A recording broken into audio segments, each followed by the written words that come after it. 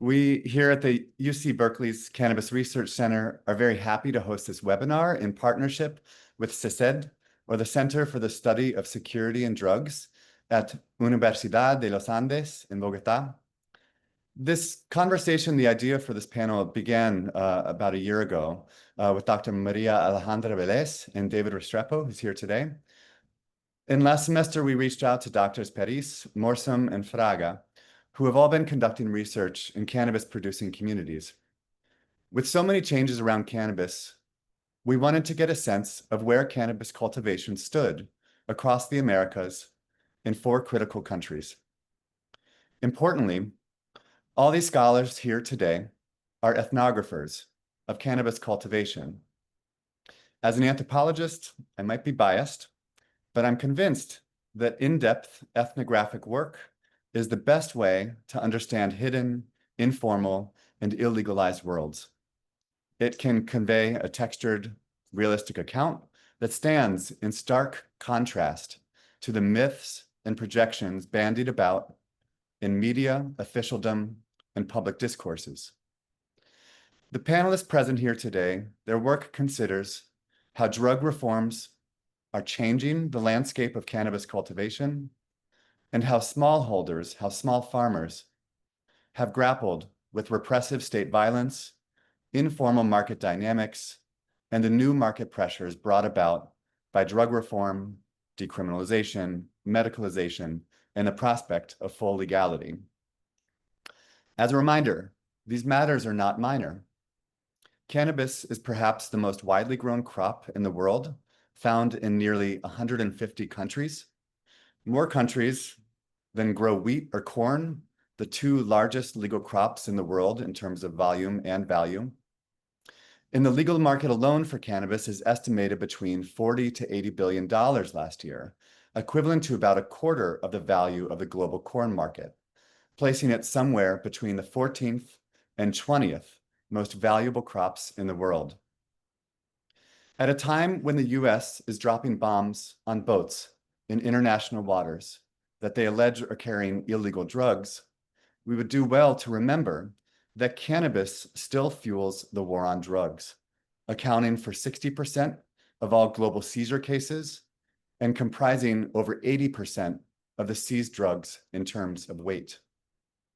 And bringing it back to cultivation, this plant, the cannabis plant, has supported literally hundreds of thousands of farmers globally, becoming an alternative form of development. From the US and South Africa to Afghanistan and Thailand, not to mention Jamaica, Paraguay, Colombia, and Brazil, the geographic domains of the experts here today. Next slide. So on this slide, you're going to find important features for today's webinar, especially because we have both English and Spanish speakers on the panel, as well as in our audience. If you've used Zoom before, you may be familiar with the icons at the bottom of your screen that are in green squares here in the slide.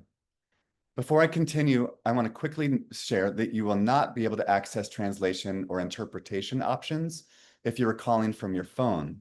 You will need to be on a computer. So for today, the features we ask you to pay attention to in the Q&A are the Q&A, the show captions, and interpretation options at the very bottom of your screen, which I'll review now. The Q&A feature is where we will ask you to direct questions. Please do not pose questions in the chat, but instead in the Q&A feature. If you would like captions, please click on the box with the 2-letter C's to read captions on your screen as the speaker is talking. Please note, this may not work perfectly, especially as we have different languages spoken on today's webinar. And the third and most important feature, as Reina began the webinar with, is that we have an interpretation or translation feature at the bottom.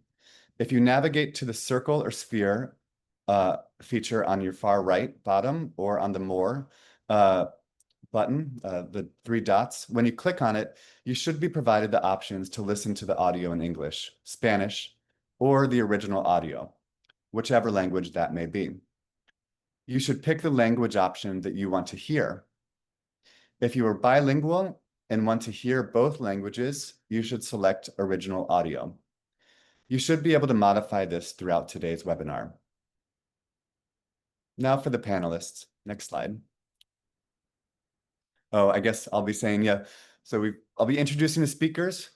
Each speaker will go around giving an 8 to 10 minute presentation. Then we'll have a question and answer session with the attendees, both from questions in the audience as well as questions that I prepared. And then a few minutes at the end to go through closing remarks.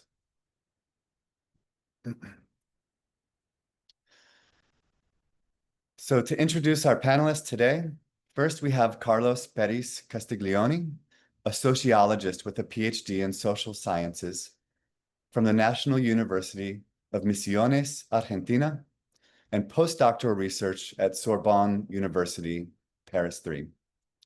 He's a researcher and current director of the sociology program at the National University of Asuncion, Paraguay. David Restrepo is an affiliated researcher at CESED, Universidad de los Andes, whose work focuses on the governance of controlled plants, particularly cannabis and coca.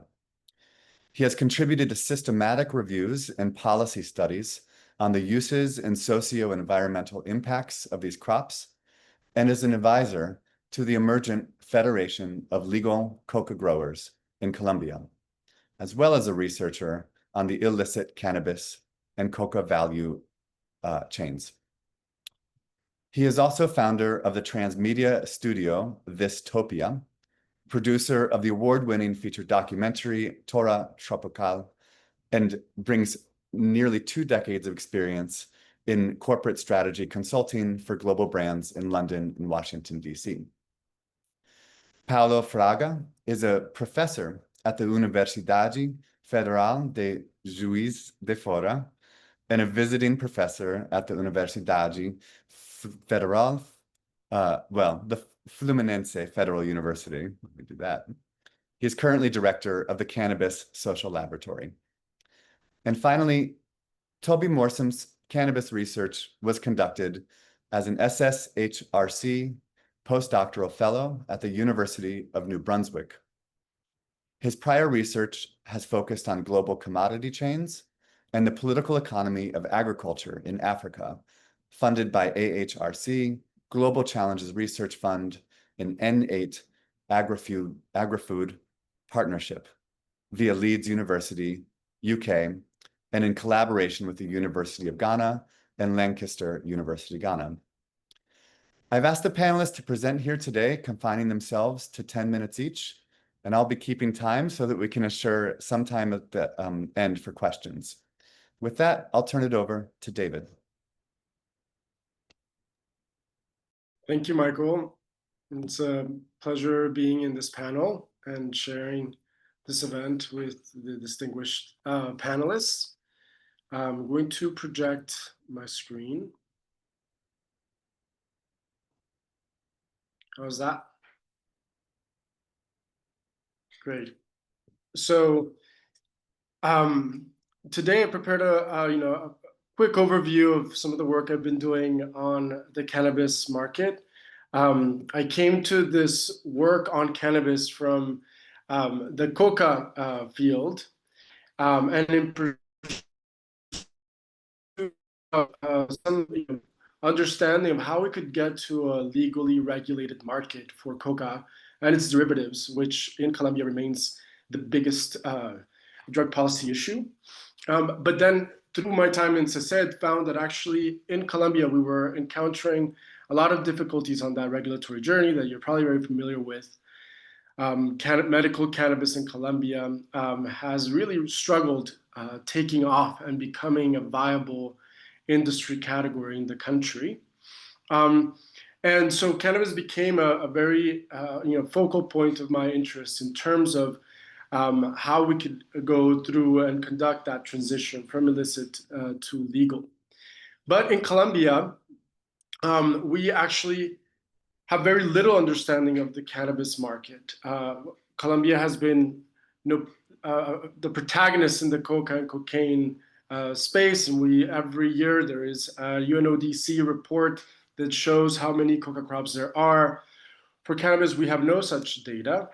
And yet we were advancing on this regulatory route without really understanding how that marketplace was functioning. And in the meantime, through the peace process with the FARC, a lot of expectations were generated that this could become an opportunity for small-scale farmers in the north of Cauca, a region in the southwest of Colombia that has been kind of at the epicenter of war in the country. And through this regulatory process of cannabis in particular, there was a big expectation that led to a boom, has since become also a source of reignition of the conflict in the Southwest. So from that point of view, 3 years ago, we decided to review the literature, find the gaps that there were in the understanding of this marketplace, and embarked on a study that sought to really trace that supply chain from the cultivation areas in the southwest of Colombia through to the city that I live in, and that has been also a big hub for the drug trade in Colombia, which is Cali.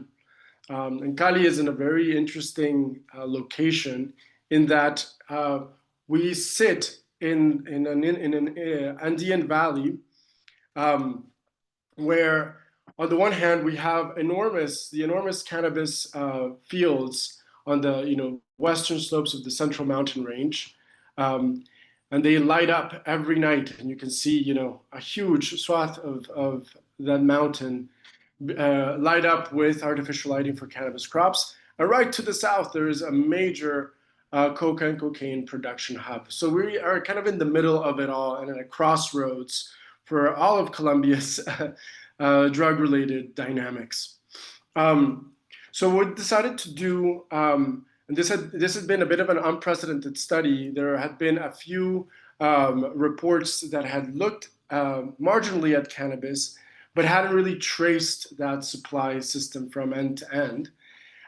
So what we decided to do was to find a way of accessing that information with people who could safely understand this illicit economy and develop relationships with community organizations that worked closely with some of the main open markets in Cali, as well as with people who had been working in the cannabis informal association ecosystem in the north of Cauca. And started piecing together through long conversations, actually building relationships with our informants over a long period of time that allowed us to understand the dynamics of this market between 2023 and 2024. And what we found was actually quite surprising. So at this point in time, when we started the research, there wasn't a very detailed understanding of what was going on in northern Cauca. But what we found is that organically, the north of this southwestern Colombian department had developed an informal organization called El Gremio that implemented social controls for how much cannabis each farmer could grow, and through that was trying to create an ecosystem of inclusion where if you were a small farmer, you could still participate and didn't need huge amounts of capital to participate. So El Gremio was a very remarkable finding during that journey, and one that is kind of the centerpiece of how the illicit cannabis industry works in Colombia. We also found that even though there was a lot of hearsay around Colombia's increasingly important role in exporting cannabis, that was actually a massive part of the market, and that it operated very differently. The export market operates very differently from the national market, where small distributors that are linked to essentially what we call oficinas or gangs in the different cities, who are bringing cannabis directly from this part of the country. This part of the country is very interesting because Colombia, since 1991, has multiple jurisdictions, and ethnic jurisdictions are semi-autonomous lands. So where cannabis is grown is usually an indigenous jurisdiction, and so drug policy doesn't apply in the same way.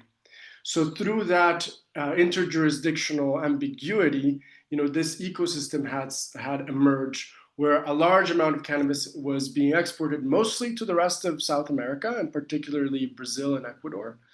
And then another channel through these small distributors had increasingly commoditized the national industry. And Colombia has remarkably low prices for cannabis production as well as consumption at consumer level. The recreational cannabis market in Colombia is a very kind of low capital intensity type system. There is artificial lighting that is used, but very little infrastructure. And sometimes 4 harvests can be achieved in a year. When we started comparing the cost of recreational versus medical cannabis, we found that it was a third the size of the third the cost of the medical market. Therefore, the barriers to entry for participating in medical cannabis are extremely high and have not been attractive for long-standing cultivators in Colombia. I'm going to skip through, and what we tried to do as well as part of this study was to try to size how large this market was, how many people were involved.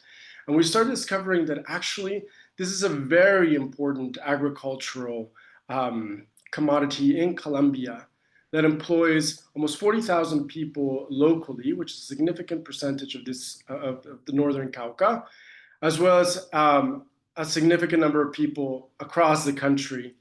And that represents, in terms of export values, about $1 billion, which makes cannabis probably the 4th agricultural commodity in Colombia after cocaine, coffee, and cut flowers.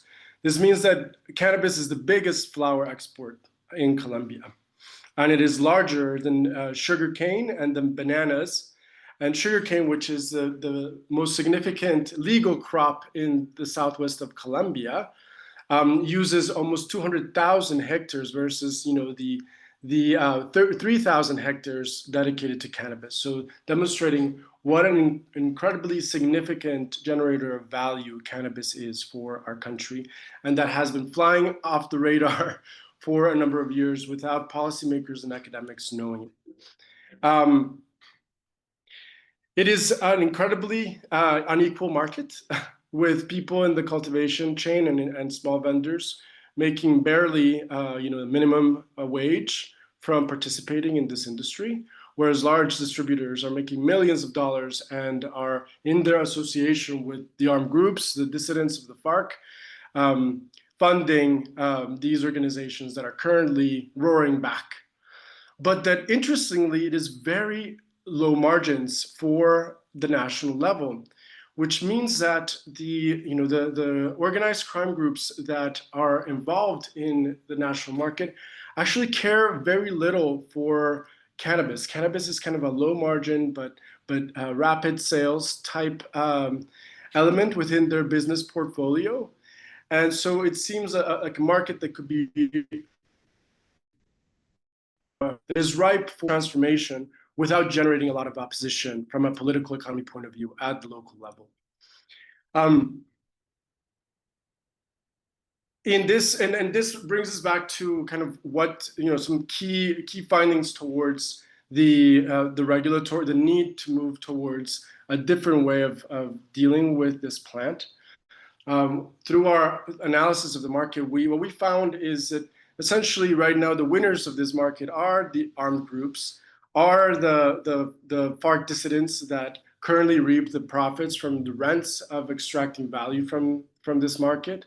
And that goes into a lot more detail in the policy paper that was published within SECED. And I encourage everybody to go into the SECED website and check out the work that me and my colleagues do on this. But that we need to think about how we transition towards legal regulation in a way that is more thoughtful than the medical cannabis experience we have had in Colombia. So I just wanted to talk briefly about that.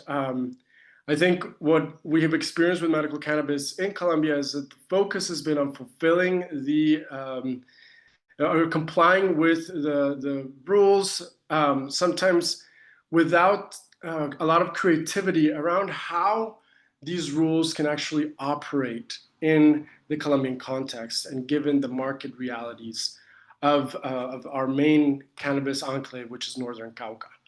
The rules were developed basically to fulfill the international drug control regime, as opposed to actually help the current market transition. And it has not worked for anybody. It hasn't worked for the small farmers, and it has not worked for the large companies. And I think in a large way, Colombia has also thought that the national cannabis market isn't an important sector for investment, but actually, Colombia has significant cannabis use and has a significant national cannabis sector that could be turned into a high value adding source of economic growth for us. And so what in our paper we've been promoting is the need to think about a regulatory approach that brings in those communities that have already started regulating, that have already generated social controls that people find legitimate and can participate in them. And to have a regulation model that is a lot more creative about the definitions of medical and scientific uses. Currently, the political actors in Colombia have tried to reform the cannabis industry via a constitutional change and have not managed to get the votes necessary to make that happen. What we've been promoting is the idea that actually Colombia already has some legal windows that enable us to expand the legal umbrellas. So let's utilize those with the people who currently participate in this industry, with the associations that are already managing the very difficult confluence between armed groups, large drug trafficking organizations, and people involved in the drug trade, as a way to transition this economy into a legally regulated sphere. So that's a very quick and dirty presentation, Michael, but I thought I would leave it there so that we could have a broader conversation later. Thank you, David. That's very fascinating. Next up, we have Paulo. Fraga. Sí. Buen día. Yo voy a intentar aquí hacer la pantalla.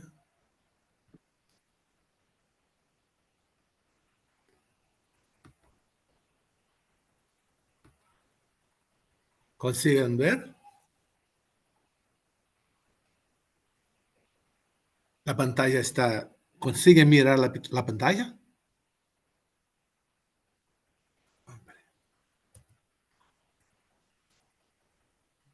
Sí, sí. Bueno, primero, sí, gracias. Bueno, primero me gustaría agradecer a Michael por la invitación para estar aquí con importantes expertos de la cuestión de la marihuana, de la cannabis en Sudamérica. Bueno, yo comienzo mi presentación diciendo que Brasil no es un gran productor de marihuana, pero sí un consumidor significativo de la planta. Se estima que 2.200.000 personas consumen marihuana regularmente en Brasil, según los datos de la Fundación Oswaldo Cruz de Brasil, importante institución de investigación en salud. Esto representa 88 toneladas de marihuana al mes. El país se ha resistido durante mucho tiempo a los cambios legales, ignorando las demandas públicas de acceso al cannabis medicinal o la despenalización del uso recreativo. Recientemente, el Senado brasileño aprobó una propuesta de enmienda constitucional que propone incorporar el principio de criminalización de las drogas en la Constitución. Bueno, de aprobarse esta propuesta, Brasil se convertiría en el primer país en incorporar este principio a su Constitución. Esta iniciativa busca impugnar la decisión del Supremo Tribunal Federal de Brasil, que en junio de 2024 falló a favor de la despenalización de la posesión de marihuana, el establecimiento de criterios para distinguir entre usuarios de la marihuana y las personas que la venden, o sea, los traficantes. Bueno, la situación del cultivo de cannabis en el país es compleja. Se ha observado un aumento notable de asociaciones dedicadas a la producción de aceite de cannabis para pacientes que no pueden afrontar los altos costos de tratamiento con productos importados. La producción en Brasil aún no está regulada o solamente la cuestión del uso medicinal que hay regulación por un órgano del Ministerio de la Salud. Según datos de Cayabade, que es una institución de investigación, a septiembre de 2024, al menos 259 asociaciones ya contaban con registro de contribuyentes jurídicos en el país, con más de 20,000 pacientes asociados distribuidos por todo el país, por todo Brasil. Por lo tanto, la producción de cannabis con fines medicinales, con permisos de operación, incluso provisionales, está creciendo en el país. Esta producción, si bien está creciendo, sigue siendo comparativamente insignificante en comparación con el cultivo ilegal. En otras palabras, aunque esté aumentando la producción legal o destinada al uso ilícito, representa un porcentaje minúsculo de la producción total de la planta en el país. Bueno, en cuanto a la producción con fines legales o ilegales, es importante aclarar que no existen cifras oficiales fiables ni proyecciones sobre la producción total, sea legal, sea ilegal. Asimismo, no existen estudios sobre la producción específica de las asociaciones. Por lo tanto, incluso asumiendo una producción modesta, es imposible proyectar cifras fiables. La producción con fines legales es poco conocida, dado que muchas asociaciones operan de forma precaria y carecen de regulación, ¿no? En relación al cultivo ilegal, las cifras fiables son derivadas del número de plantas erradicadas. Bueno, yo voy a hacer ahora un pequeño histórico del cultivo de marihuana en Brasil, ¿no? Entre las décadas de 1940 y 1970, Brasil implementó una serie de leyes y medidas destinadas a controlar y erradicar el cultivo de cannabis. En la década de 1970 se reestructuraron los esfuerzos para erradicar los cultivos ilícitos con ciertos cambios en las operaciones institucionales. El régimen autoritario instalado en Brasil en 1964, una dictadura civil-militar, impulsionó cambios significativos en las políticas, la legislación y las acciones de control de drogas, marcados por una clara intensificación de la represión. El crecimiento de la producción llamó la atención de las autoridades, agravado por los alarmantes niveles de violencia.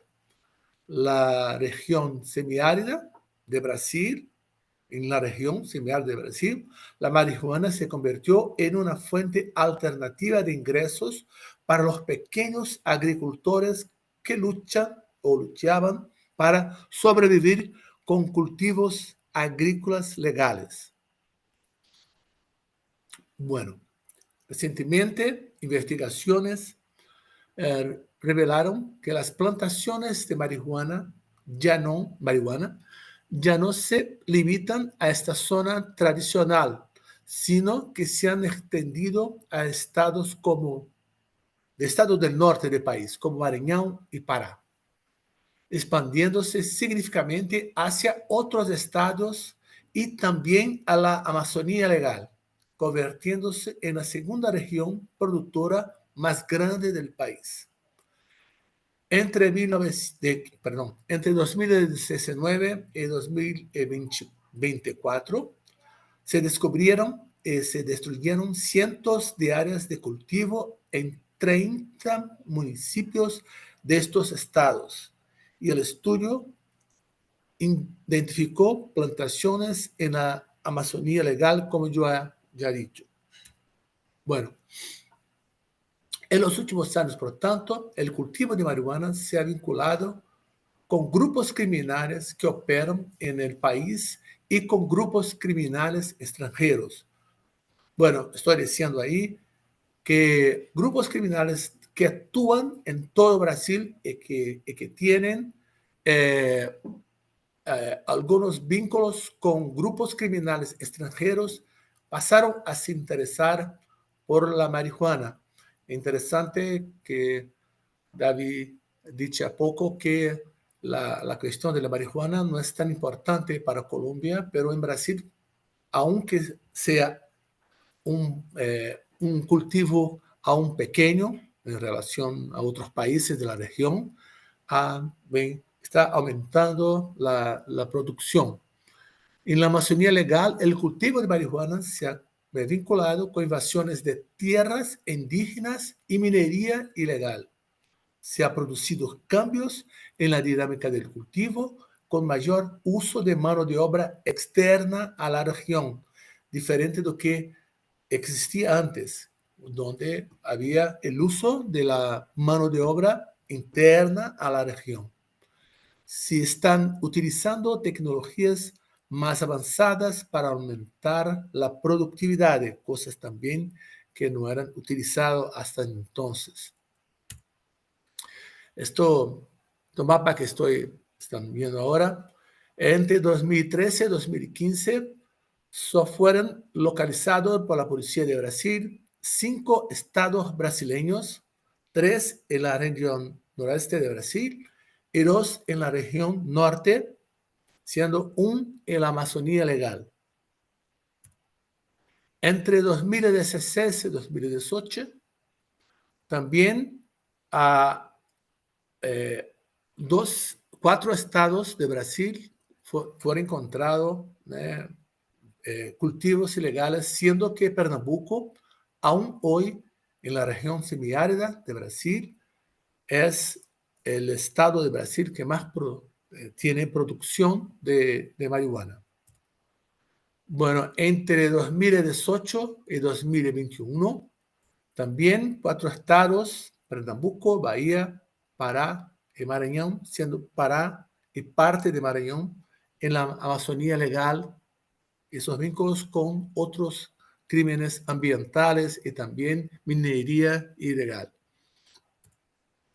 Pero entre 2022 y 2025 fueron encontrados cultivos de marihuana en 12 estados brasileños, viendo que hubo una dispersión mayor y también más estados están cultivando. No es una gran producción, eso es verdad, pero hay una dispersión. Bueno, con consideraciones finales, he dicho, Brasil no ha modificado significativamente sus políticas de droga. Incluso el uso de cannabis con fines medicinales ha avanzado poco en relación incluso a otros países de la región como Paraguay, Colombia y otros, Perú, Argentina. Estos avances se deben a los pocos avances se deben a la presión de los movimientos sociales en Brasil. Las plantaciones ilegales se han dispersado por dos razones: la migración del cultivo a zonas baldías para escapar de la represión y la relación con grupos criminales que operan en todo el país y sus vínculos con otros delitos, como ya he dicho, como los crímenes ambientales y la minería ilegal. Y la producción aún es insuficiente, pero para abastecer el mercado interno, que es muy grande, pero está en desarrollo. Bueno, muchas gracias. Es esto.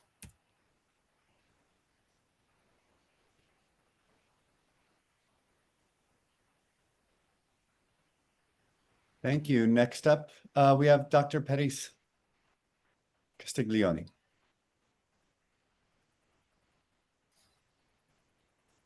Thank you, Paulo. Sí.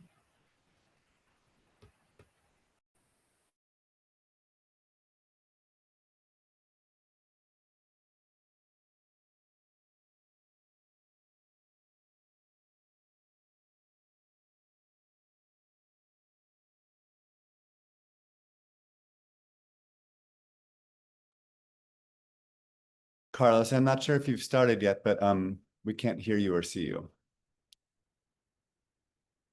We can see the slides fine, though. No, hola, ¿qué tal? Muy buenas. Simplemente en la agenda yo estaba como último y vi que se hizo otra presentación, pero presento el mío sin ningún inconveniente. Bueno, ¿me escuchan bien? ¿Sin problema?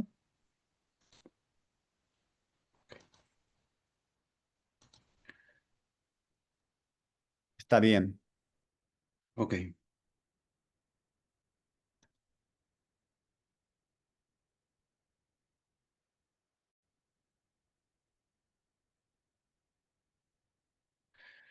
Muy bien. ¿Se puede ver la presentación sin inconvenientes? Bueno, la idea es un poquitito hablar sobre lo que podría ser, o mejor dicho, lo que es la producción de marihuana en el Paraguay.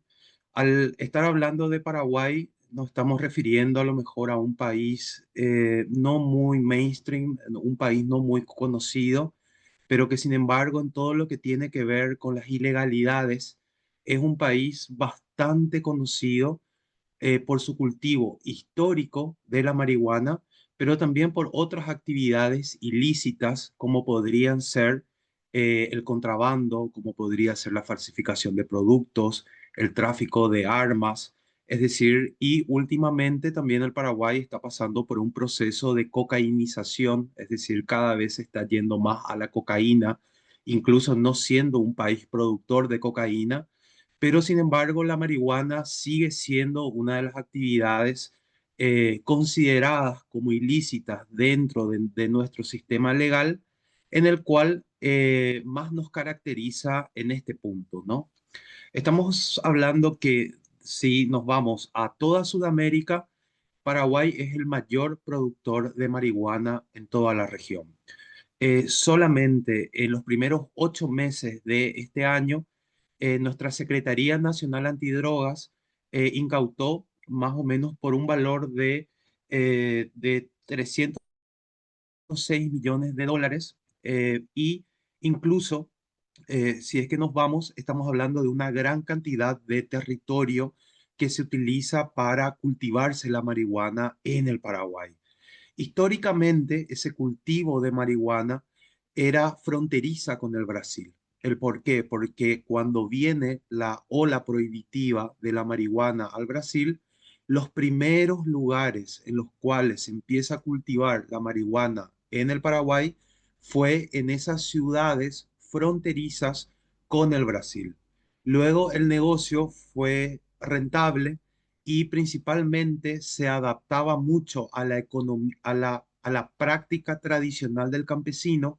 Hay que hablar que el campesino en el Paraguay no es un campesino que produce mecánicamente, es un campesino que produce con las herramientas tradicionales de cultivo. Entonces, ciertos productos, como a lo mejor podría ser la soja o el maíz, no pueden ser cultivados por la mayoría de los campesinos, y es ahí cuando encontraron la marihuana como un producto que se puede cultivar con las herramientas que ellos tienen y que les permitía ganar cierta cantidad de dinero. Los principales destinos de la marihuana en el Paraguay, que se produce aquí en Paraguay, por orden son Brasil, que es el gran mercado que consume la marihuana de nuestro país, Argentina, Uruguay y también Chile.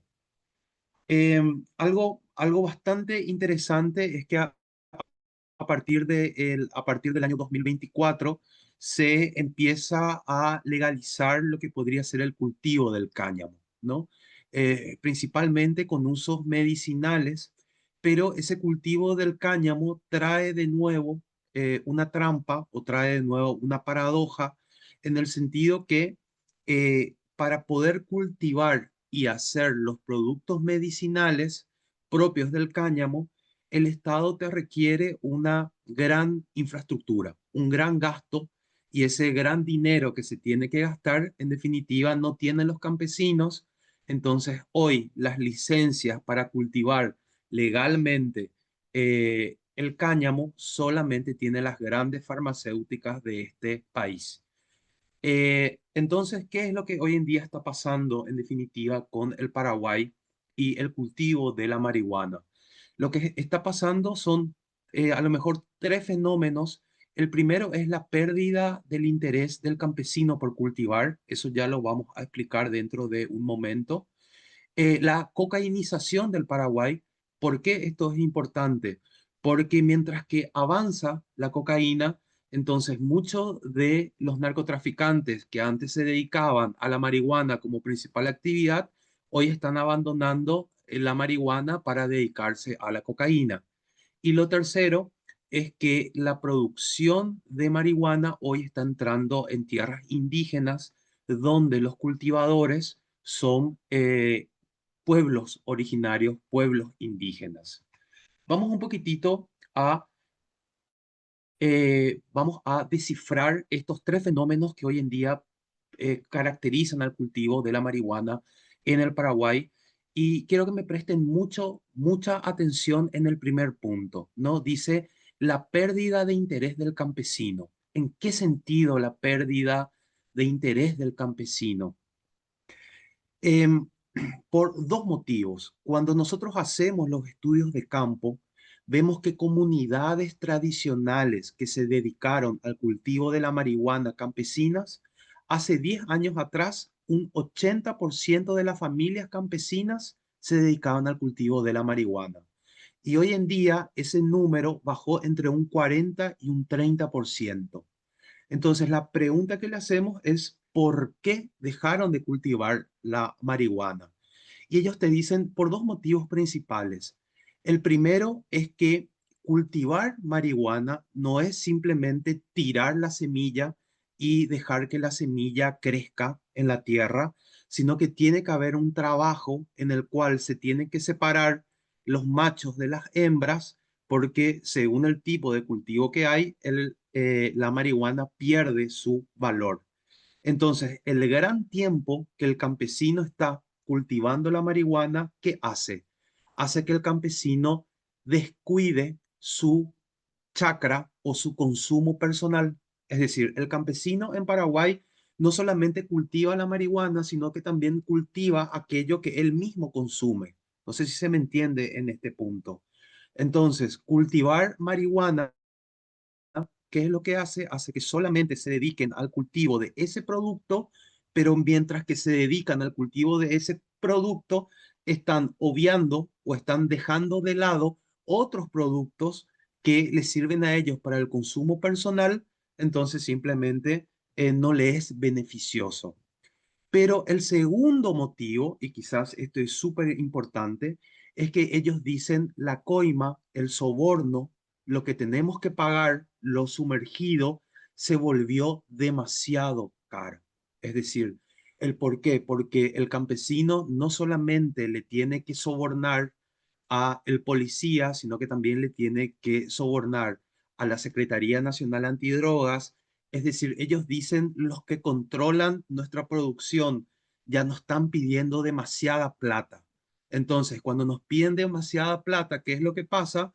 Este negocio se dejó de ser rentable. La segunda cuestión también súper importante es que el Paraguay está pasando por un proceso de cocainización. ¿Por qué? Porque el producto se vende más caro, pero si hablamos volumétricamente, mover cocaína a través de la hidrovía que conecta al Paraguay con el Atlántico, se puede mover mucho más.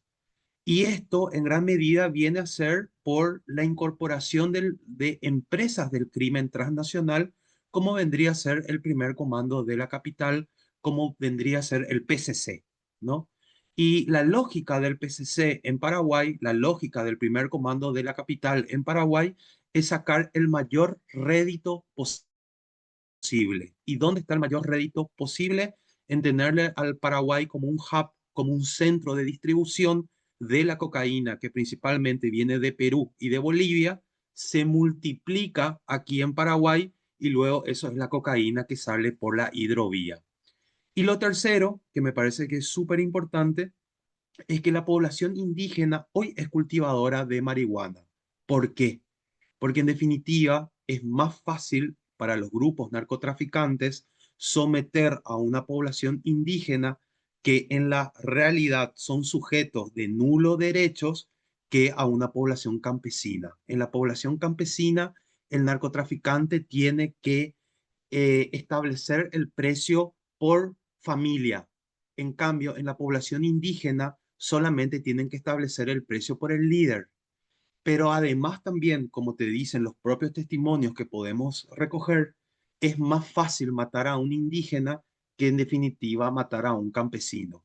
Es decir, la crueldad del narcotraficante se expande en sujetos con menos derechos y por eso es que el cultivo de la marihuana cada vez está entrando más a las poblaciones indígenas, ¿verdad? Como últimas dos presentaciones, para no irme más del tiempo, aquí en Paraguay entonces se dan, con respecto a lo que podría ser la cuestión de la marihuana, se dan diferentes tipos de fenómenos en general, ¿no? Hay un orden clandestino. ¿En qué sentido hay un orden clandestino? Que los mayores, las mayores personas que propician la ilegalidad de la marihuana no son los cultivadores, sino son los agentes estatales. Entonces, cuando hacemos las entrevistas, los propios agentes estatales off the record te dicen es que si la marihuana pasa a un régimen de legalidad, nosotros dejamos de tener nuestro dinero extra.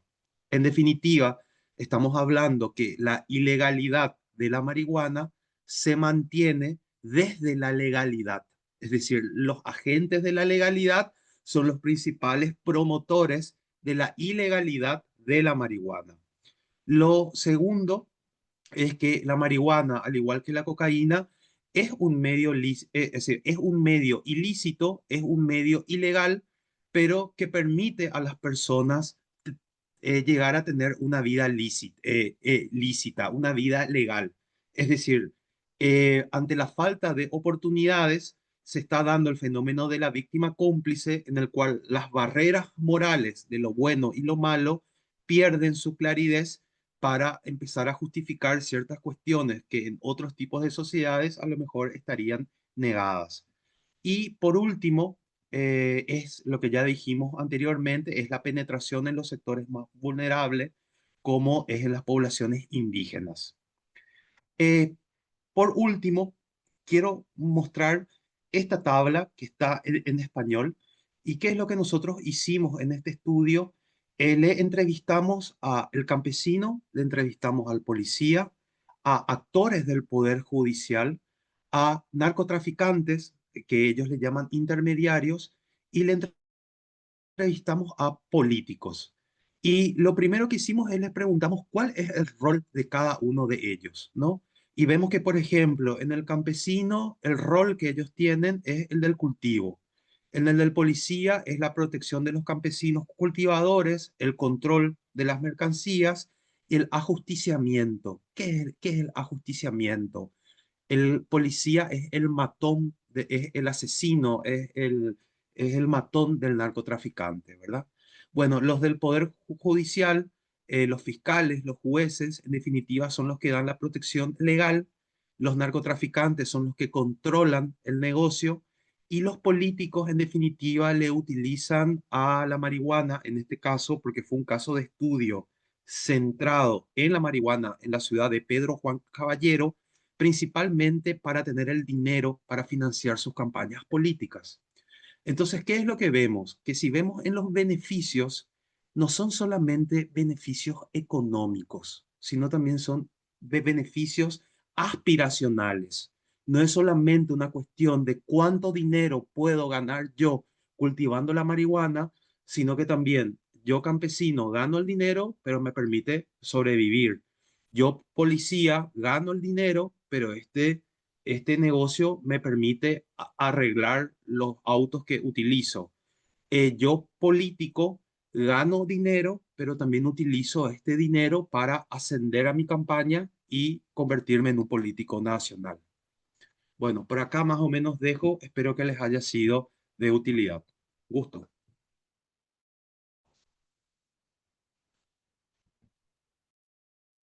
Thank you, Carlos. Very complex and interesting. Thank you. And now to Dr. Moorsom. And just a reminder to speak slowly for the translation. Okay, thank you very much. The next two slides are just some of the publications that have addressed the topic I'll be speaking on here. So if you would like to get more context, it will be available there. Forward to the following one here. This is a Jamaican maroon grower named Muddy. In many respects, he's typical of the vast majority of people in Jamaica who've grown cannabis as one component of their diversified agrarian peasant system. In this case, this is just for his own and his family use. But I show that in Jamaica, the plant itself, its origins has not been sufficiently acknowledged. The story in the Caribbean that is accepted by the CARICOM is that the cannabis came from India. I draw upon the work of Chris Duval and advance it in the Jamaican case to show that the crop almost certainly was in Jamaica prior to 1848, which was the arrival of Indian indentured laborers that have some association with the cannabis plant. But I also argue that it was maintained in the years before 1848 in the territories of maroon peoples. Now, these are African escapees who also intermarried the Taino Arawak-speaking peoples within Jamaica. And they fought the British and managed to protect 5 areas of territory within the country as maroon territory, which has, of course, been gradually encroached upon throughout the colonial experience. But so when we start looking at the political economy of Jamaican cannabis, the most notable feature is the fact that there has been no effort to address issues of reparatory justice.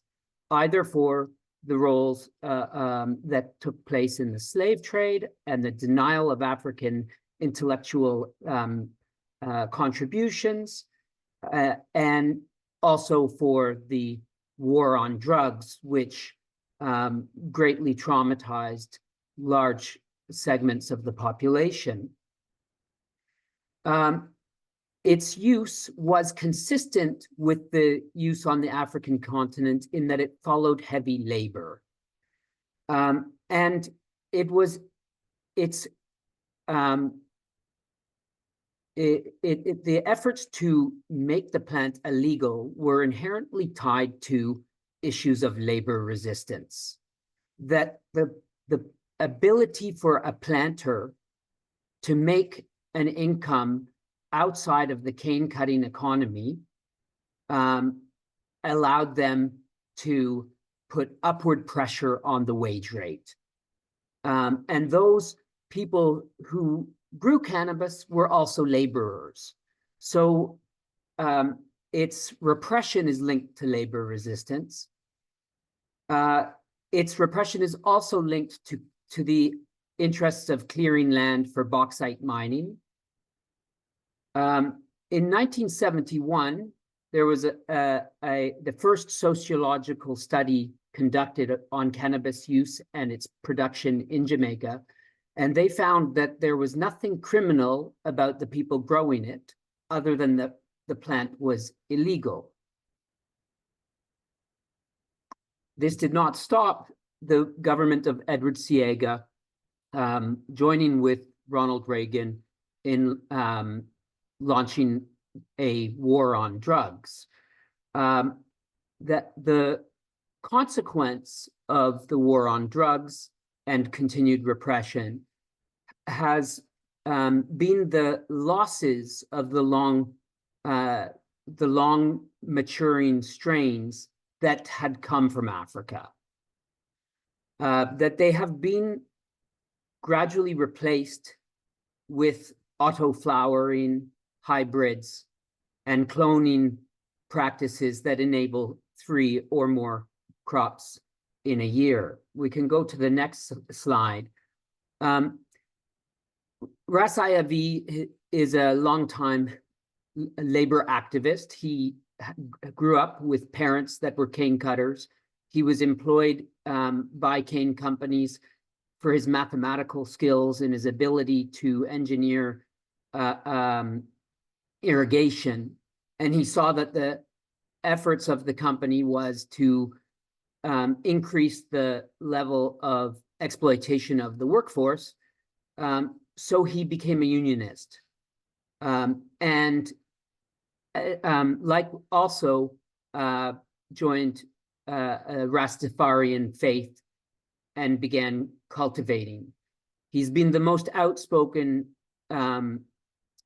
activist in the country since the 1970s.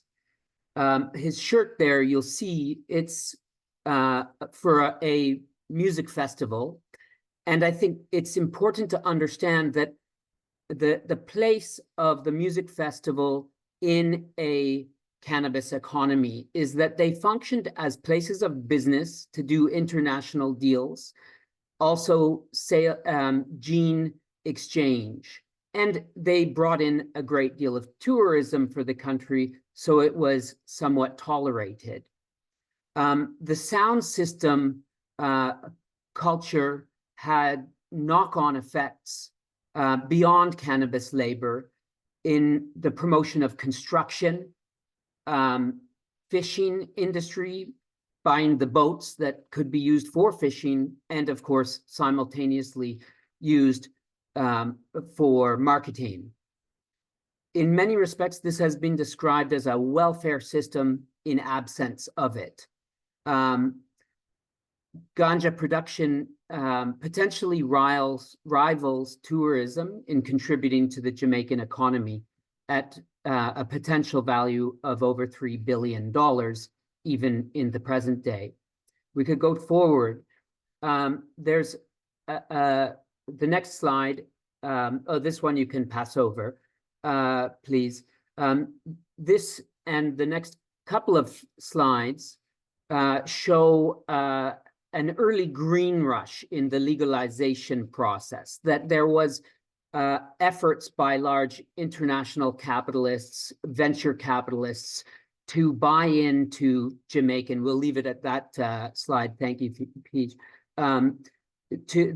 There's been efforts for international capital to buy in and try to co-opt small-scale producers, co-opt maroon communities in various ways, and they've all failed. There are now about 3 main dispensaries on the island that have locations in more than one city. The one that is presenting there is advertisement about Jamaica's finest cannabis, is one that has been supported by the CEO, Alexandra Chong, who made a great deal of money in a dating app startup, and then married the nephew of Richard Branson. They have created the most highly capitalized production system in the country. And you'll see it also is compared on the basis of geographical indication, suggesting that it is comparable to Cuba for cigars. So there's these efforts to try and benefit from a brand of Jamaica, even though the product that is being sold may have very little to do with actual Jamaican history of the product, in terms of the strains that are being produced and the conditions that it is grown in within. But I think that the connection to the comparison with with Cuban cigars is that the Cuban system has multiple means of small scale and a variety of producers take part in the production of those world-class cigars, and they manage to garner the highest prices internationally. And I think that there are structures from that economy that could be seen as offering lessons for the Jamaican case. We could go forward briefly to the next slide. The company Jacana, it sells products as luxury commodities in sort of shops that have a health halo. They have wellness marketing, boosting perceived value of the product. If we go forward, I think I've been taking a bit of time, so I'd like to go to the one where you see a bit forward to Ras IV again here. Yes, the one just prior, Ras IV. So there are a small number of small-scale producer organizations that have tried to demand greater space within the industry. They've been dispersed and disunited, but they're also really suffering because there has been increasing investments by Canada and the US into the militarization of the Coast Guards. So they have lost their regional and international markets. Some I know that Colombian sources are coming to in places where there used to be Jamaican.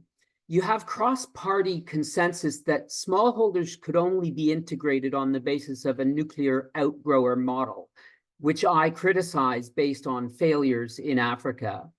We see that they're also being impacted, but what I would say is likely dumping by North American product on the region, so that in other islands throughout the Caribbean, you'll find that Californian product sells as a top tier, with Canadian product as a secondary, and Jamaica is very difficult to get outside of the island.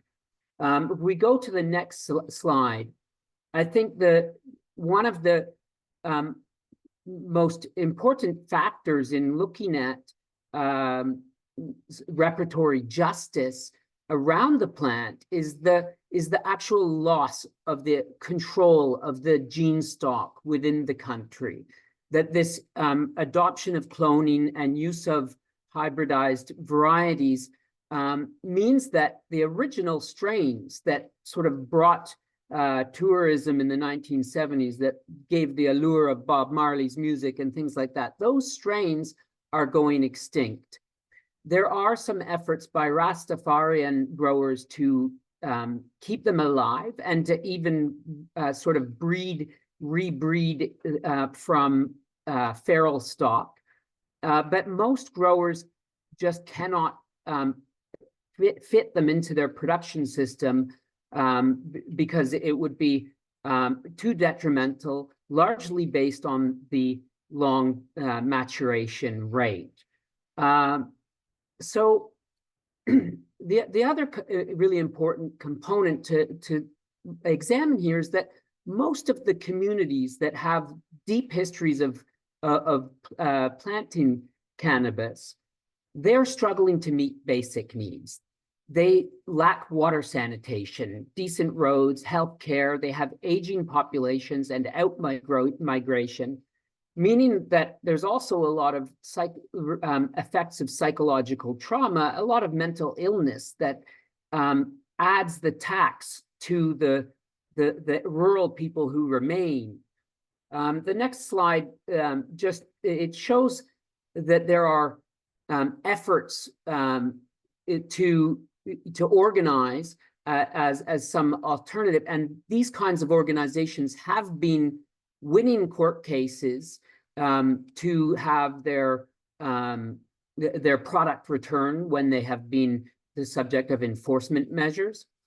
But what I'm trying to insert in the discussion is really an examination of the literatures of the 1940s to the 1970s, which include the work of Arthur Lewis and George Beckford, who see that the Caribbean, especially Jamaica, but other islands of the Caribbean, they are in a structural logic of persistent poverty, that there can be no effort to improve the livelihoods of the small peasant producer in a context where the wage rate on plantations is the biggest determinant of the largest producers. So it's a battle between classes.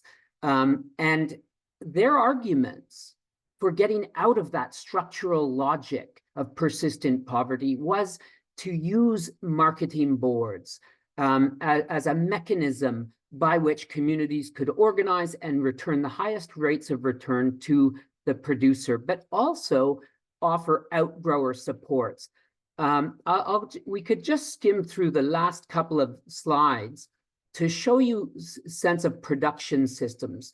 That small-scale farmers, this one, yes, they are, there's numerous arguments that sort of have kept them out of the medical market. But one of them, of course, is about policing, and there's been this sense that you need to have high-tech inputs to be able to have a high-quality output. But this particular grow spot here, this had just been harvested. That is, this is coral, but a lot of the territory of Westmoreland is volcanic and coral rock, which has a benefit to creating root aeration. And there are factors which people believe make this region worthy of a geographical indication, and that the quality of the product that came out of that plot of land was in many respects comparable to what you're getting out of the highest capitalist Richard Branson supported company. And of course, the person that's growing this is lacking all manner of social needs. If we go to the next two, you can see. Toby, we should wrap up now. And yes, that we'll leave it on the next, and I'll be happy to discuss this further. But I think there are many reasons that smallholders should be and can be integrated into global markets in a way that betters their livelihoods. Thank you. Yeah. So we'll bring the whole panel in now. Thanks to everyone for very interesting presentations. One thing I'm struck by across these presentations, and this is going to be not, of course, on the list that I sent out to the panel earlier of the questions I was thinking of, because I think you addressed most of them, but is that the changes in the cannabis market really seem to have imposed there's been some alterations in the market that have induced, I think, a fair amount of struggle, but also, oddly, a fair amount of opportunity too. In terms of, in Colombia, I'm struck by the low margins of cannabis. It sounds like in Paraguay, the same kind of phenomenon is occurring, where it's becoming much less profitable in order to grow cannabis. And these are causing, and also in Jamaica, maybe that there's just as good quality stuff being grown by these multinational companies as there are, locally by small farmers. I'm wondering what kinds of opportunities, if you all want to just, this sparks any thoughts, what kind of opportunities do these transformations in the market, namely kind of the drop of price? And Paulo, I'm not sure how this quite fits with, because I think there we're seeing a different tendency, which is the spreading of cultivation from, I think you said 5 to 12 different regions of Brazil. So maybe you're the exception, and you might want to comment to like why you think it's spreading, particularly at a time when it actually seems to be constricting and moving to different kinds of cultivator populations. And if the others want to, if this cues up any thoughts, feel free.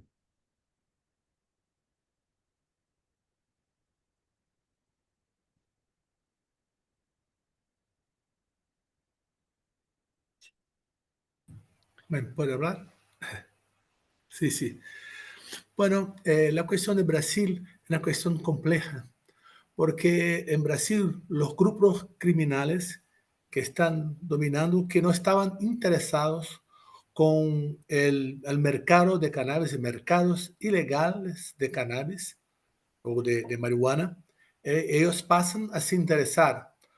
No puedo decir que van a avanzar tanto, pero es muy interesante porque el sur de Brasil no había en los últimos años o las últimas décadas, no había el cultivo de cannabis. El cultivo de cannabis estaba concentrado en el noreste de Brasil, en el norte de Brasil. Pero ahora está habiendo una migración para... Yo no digo que es una migración porque no es apenas la cuestión del efecto balloon, o sea, cuando hay una represión en un sitio, va para otro estado. No. Lo que dijo es que hay interés hoy de grupos criminales para hacer sus negocios ilegales en determinadas regiones de Brasil que hasta entonces no había. Entonces, no sé si es solamente la cuestión de la represión, como ocurre en otros países. Cuando hay una represión, hay dispersión para otras regiones. No creo que sea esto, porque en las regiones donde tradicionalmente había cultivos, la producción también está aumentando, están incrementando. Entonces, no creo, aún estoy investigando, estoy haciendo un estudio en este momento sobre esto, pero lo que me es más lógico es que no es una dispersión por la represión, pero hay interés hoy de estos criminales en relación a otras prácticas criminales. Por lo que es muy interesante para mí también es que en Brasil, ¿no?, la región sur-sudeste no había cultivos, pero hoy hay, ¿no? Pero hoy hay. Entonces, yo creo que no sé si va a avanzar tanto. Yo creo que es un laboratorio ahora los criminales, porque el norte de Brasil hay una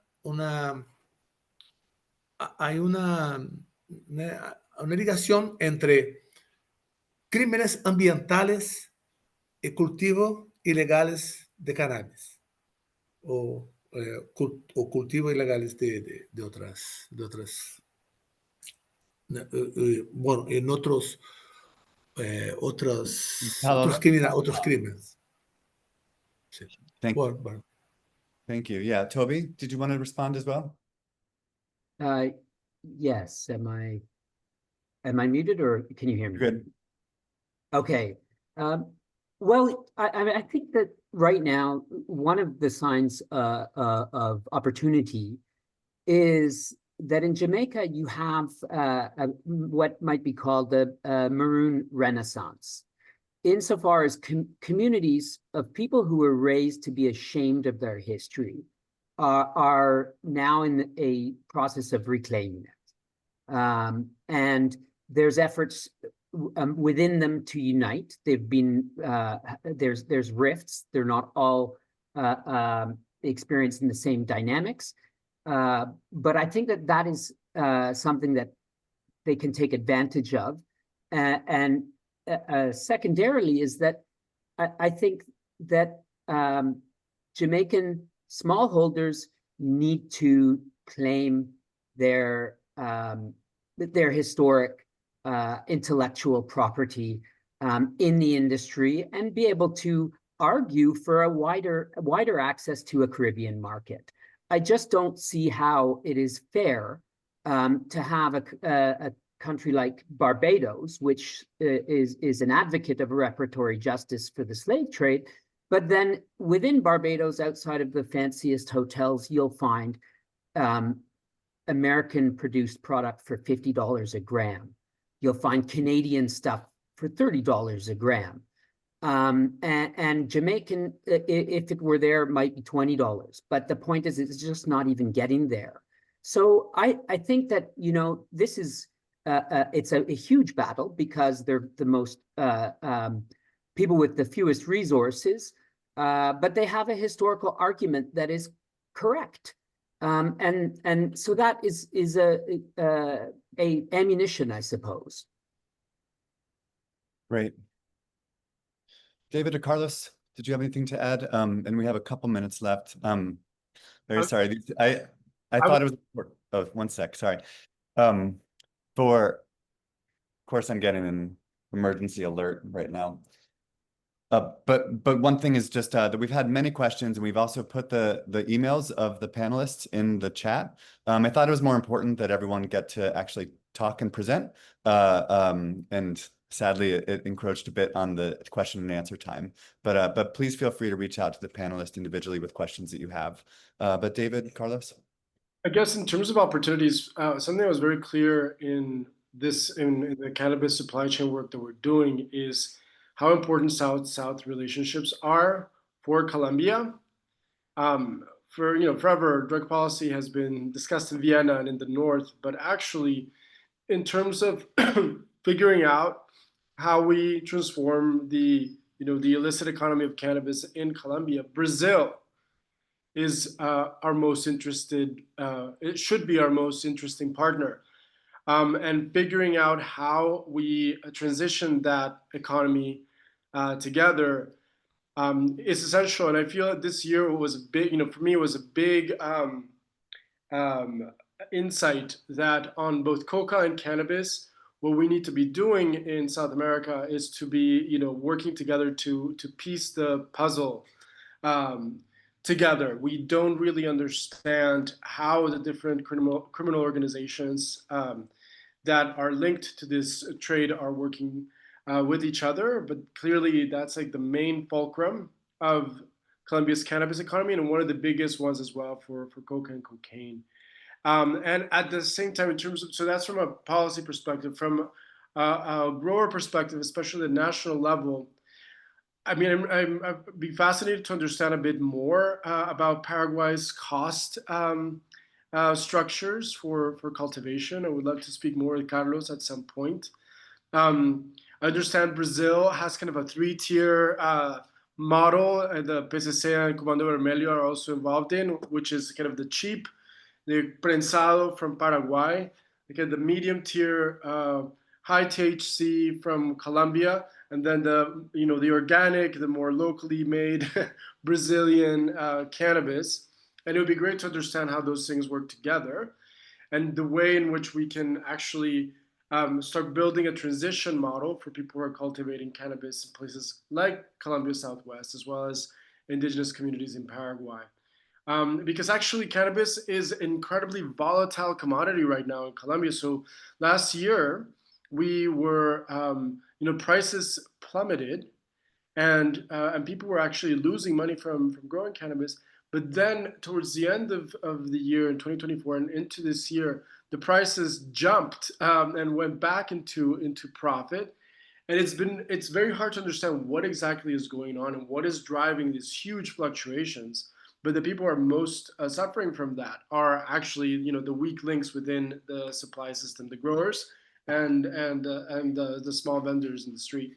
So, I mean, to me, what's exciting about this meeting is like getting to know each other and maybe figuring out how we solve this puzzle across the region.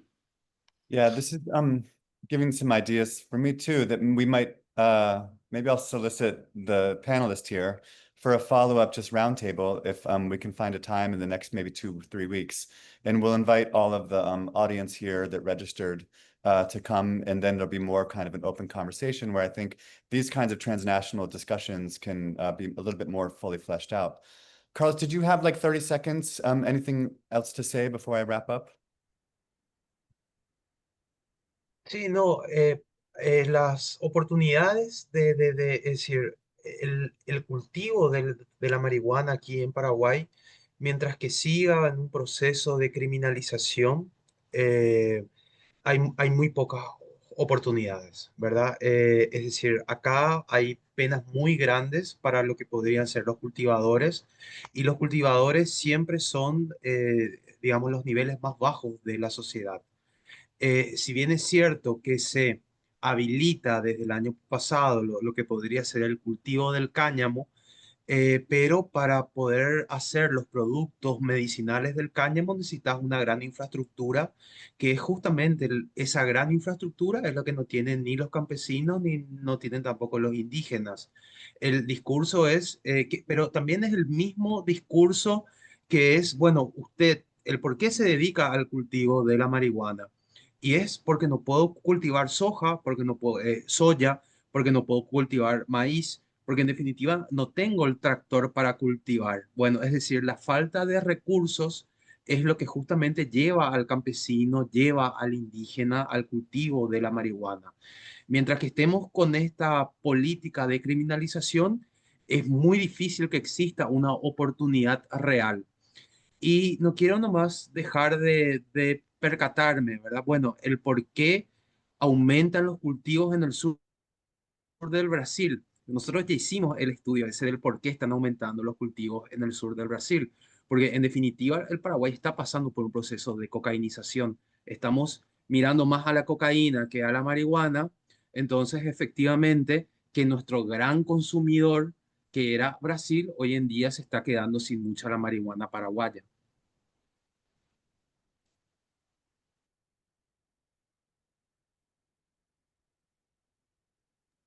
I would add to that it would be great to check whether Colombian production is also displacing Paraguayan production.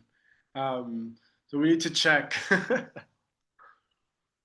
I missed that. Yeah. But let's go to the last slide, Peng. Gosh, we could go on for another 3 hours, I'm sure. And I apologize to the audience for not being able to get to the question, but I'm going to talk with folks and see if there might be a time where we can schedule another little follow-up session to talk through some of these issues in more detail, more conversationally. But thank you so much to the panelists and to the audience. As a reminder, you can visit crc.berkeley.edu to see past recordings like the one we held last year on the European cannabis market. We're hoping to do more on Africa, maybe another on the Americas as well.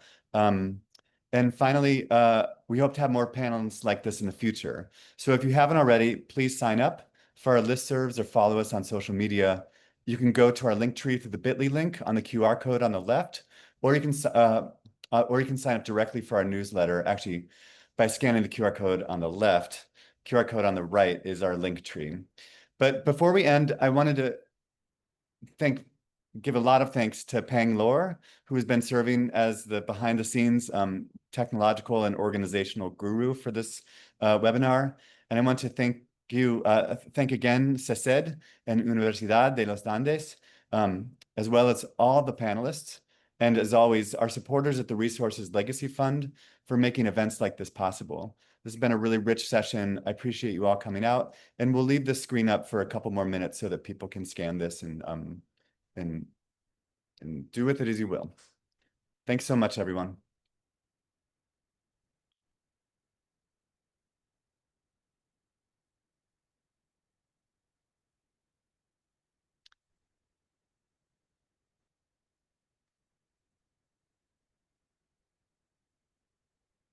And to the panelists, Toby, Carleton,